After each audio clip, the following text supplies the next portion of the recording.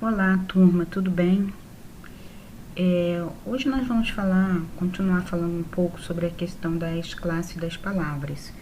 Antes de mais nada, quero relembrar que logo no comecinho do ano nós falamos um pouco sobre o substantivo, que é aquela palavra que denomina, que nomeia um determinado ser.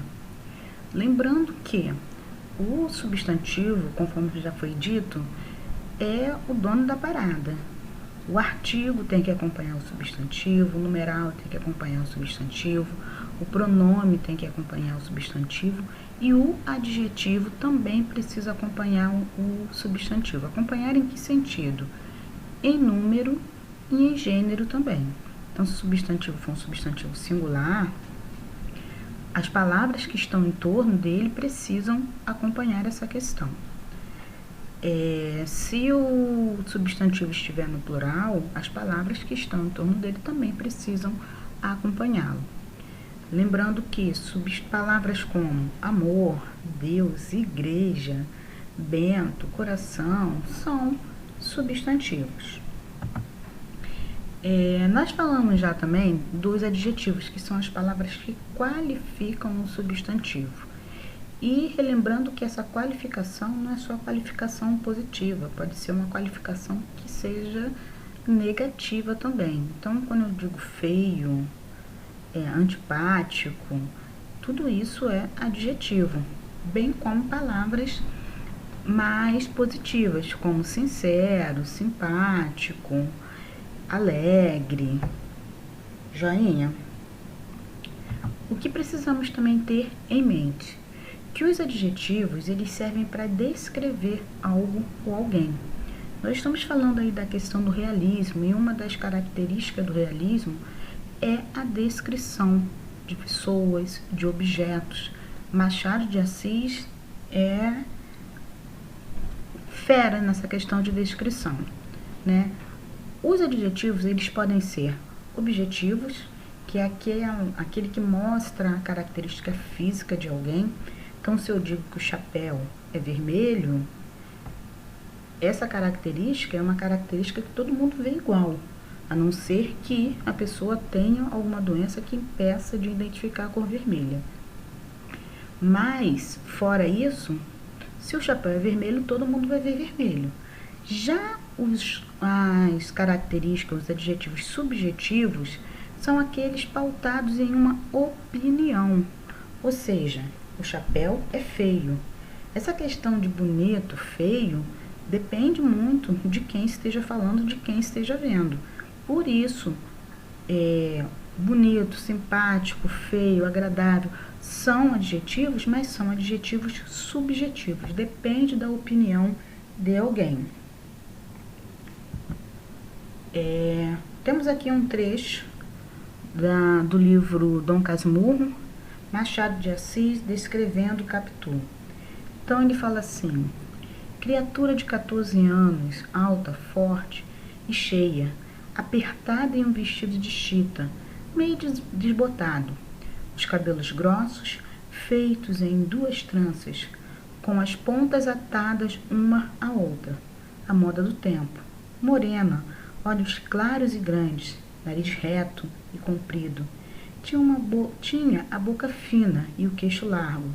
Calçava sapatos de duraque, rasos e velhos, a que ela mesma dera alguns pontos. Personagem que tem o poder de surpreender. Então, observe, né, isso aqui é só um trecho, como Machado de Assis lança a mão de adjetivos para poder descrever Capitu. E por que isso? Para que o leitor, o receptor dessa mensagem, consiga criar em sua mente a imagem dessa pessoa que ele está descrevendo. Então, vocês observem que tem alta, forte, cheia. Quando ele diz apertada em um vestido de chita, também é um adjetivo. Ou seja, o adjetivo não é apenas uma palavra. Eu posso ter um conjunto de palavras que ajudando a caracterizar alguém, vai ter função de adjetivo.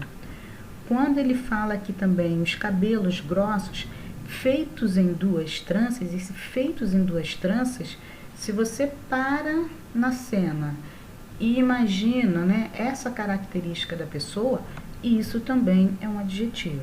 Então, adjetivo não é apenas alto, baixo, gordo, não é uma palavra só. Eu posso ter um conjunto de palavras que tenha a função de adjetivo. É bom que vocês tenham isso em mente. Outra questão.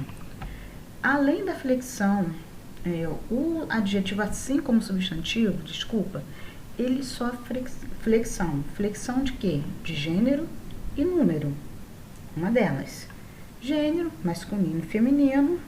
Número, singular ou plural. Lembrando que ele precisa acompanhar sempre o substantivo. Então, se o substantivo estiver no feminino, o adjetivo precisa estar no feminino e assim sucessivamente. A mesma coisa acontece com o número. Eu tenho aqui noivos, espertos. Então, se o substantivo estiver no plural, o adjetivo precisa estar no plural. A isso nós chamamos de concordância nominal. Ou seja, as palavras que estão em torno de um nome concordam com esse nome, em gênero e número. Além da flexão de gênero e número, o adjetivo, ele tem também a flexão em grau, superlativo ou comparativo. No grau superlativo, a característica ela é intensificada, eu intensifico aquela característica no meio de outras.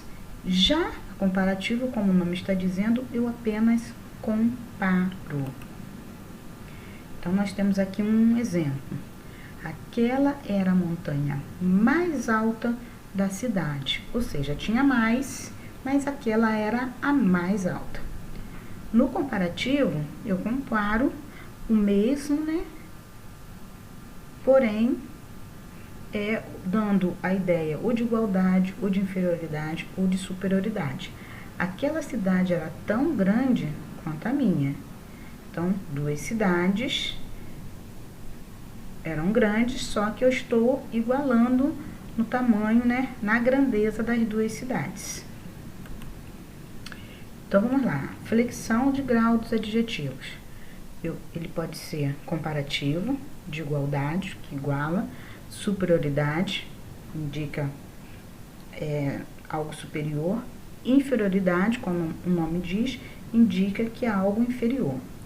Já no superlativo, eu tenho dois. O superlativo absoluto e o superlativo relativo. Eu posso ter o superlativo absoluto analítico, quando eu tenho um adjetivo mais um advérbio, e o absoluto sintético, quando eu tenho um adjetivo e mais um afixo, tá? E aí, nesse sintético, eu vou ter um sufixo érrimo, íssimo, joinha. Já no relativo, eu posso ter um relativo de inferioridade ou de superioridade. Guardem esses nomes, mas porém nós vamos falar um pouquinho mais sobre esses detalhes lá na frente, tá? Então vamos lá, alguns exemplos. Superlativo pode ser absoluto ou relativo. Então nós temos aqui um exemplo de superlativo absoluto. Esse exercício é muito fácil. Então eu tenho aqui um superlativo absoluto analítico. Eu tenho o advérbio e o adjetivo. Já no superlativo absoluto sintético, o nome já está dizendo sintético. O que é sintetizar? É resumir. Então, eu tenho o adjetivo, porém, com um sufixo. Aqui, por acaso, o sufixo é imo, mas pode ser érrimo, pode ser íssimo, tá? Este exercício é facílimo. No relativo, a qualidade atribuída pelo adjetivo é expressa em relação a outros elementos. Por isso, eu tenho relativo de superioridade ou inferioridade. Então, este exercício é o mais fácil do capítulo. Tinha outros, mas esse é o mais fácil. Então, eu tenho um superlativo, relativo de superioridade. Agora, se eu digo que é menos fácil, tá na cara, né, galera? É porque ele é um superlativo relativo de inferioridade.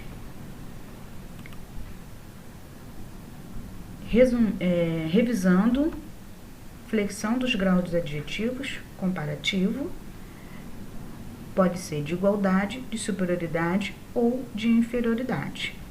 Temos aqui os exemplos. Esse candidato é tão honesto quanto, tão quanto está igualando os demais candidatos. Seu candidato é mais desonesto do que o meu. Olha aqui, ó, um adjetivo que ele é uma qualidade negativa. Então, quando eu digo que é mais, né, é de superioridade, ele se supera. Meu candidato é menos desonesto do que o seu. Então, o menos indica a inferioridade. Joinha? Agora, prestem bastante atenção, porque o sentido e a classe de uma palavra eles podem mudar dependendo da sua posição em uma frase. Mas como assim? Observem que eu tenho aqui, aquele pobre homem falou comigo. E aquele homem pobre falou comigo. Homem e pobre estão aparecendo nas duas frases.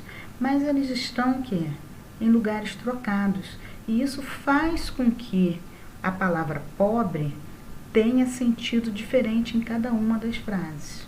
Então, reconhecer essa questão também, que a troca de lugar dos adjetivos faz com que ele tenha um outro sentido, é mega importante, tá?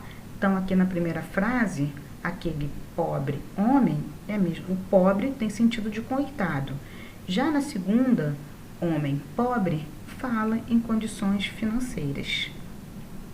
Vamos falar de novo do Machado de Assis, né, um trecho da obra Memórias Póstumas de Brás Cubas, quando ele diz uma frase célebre, uma frase inclusive que aparece em vários concursos. Eu não sou propriamente um autor defunto, mas um defunto autor. Ele faz esse jogo com as palavras. E observem, o fato das palavras estarem trocadas faz com que elas tenham classe gramaticais diferentes. Então, na primeira passagem, autor é substantivo e defunto é o adjetivo. Então, é um autor que já morreu. Na segunda passagem, a palavra autor é um adjetivo, porque ele diz um defunto autor, alguém que morreu e escreve. Joia? Muita atenção nessa questão de troca de lugar, de achar que tudo é a mesma coisa. Não é, nem em sentido, muito menos em relação à classe gramatical.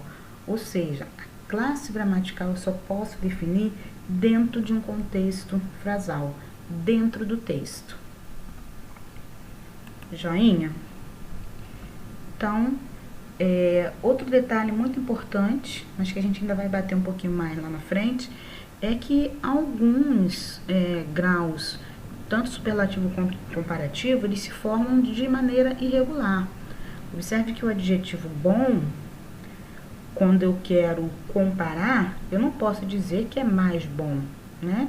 Eu uso uma forma irregular para fazer essa comparação de superioridade. Então, a comparação de superioridade da palavra bom é melhor. Se eu quiser usar um superlativo absoluto, ótimo, relativo ou melhor, e não mais bom, tá? Mal segue a mesma regra, é irregular também, então eu tenho pior, péssimo e o pior. A palavra grande também, eu não posso dizer, se eu quiser comparar, Joana é mais grande. Não é mais grande, Joana é maior. E a isso nós chamamos de grau superlativo ou comparativo, dependendo do que você queira fazer com a sua frase, formada de maneira irregular, tá? Então, a aula de hoje fica por aqui. Espero que vocês tenham compreendido, tá? Meu nome é Rosângela Dias, sou professora de língua portuguesa. Um beijo enorme no coração de vocês. Tchau!